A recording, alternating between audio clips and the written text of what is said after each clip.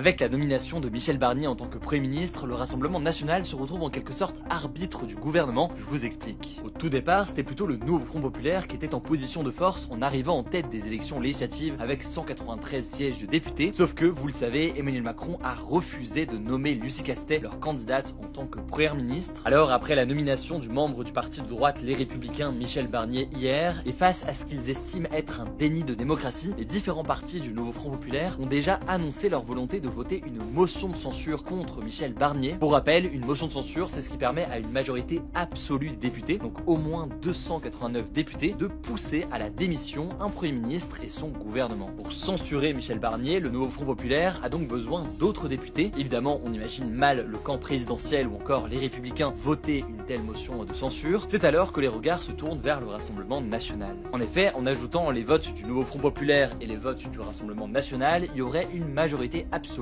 à l'Assemblée nationale pour une motion de censure qui pousserait donc à la démission Michel Barnier. Face à cela donc, beaucoup estiment que le Rassemblement national aujourd'hui est en position de force et a d'une certaine façon le pouvoir de vie ou de mort sur le gouvernement. Une influence et un pouvoir donc qui pourrait avoir un impact sur la politique portée par Michel Barnier pour éviter toute censure et tout vote par le RN. On peut noter que Marine Le Pen et Jordan Bardella ont d'ailleurs fixé leurs conditions comme l'instauration de la proportionnelle aux élections législatives, on en reparlera dans une autre vidéo. Ils déclarent plus largement vouloir attendre de voir le programme de Michel Barnier avant de décider s'ils votent ou non une motion de censure. En parallèle, plusieurs mouvements de gauche de leur côté appellent à manifester contre cette décision d'Emmanuel Macron le 7 septembre. Abonnez-vous à ce compte pour suivre le reste de l'actualité.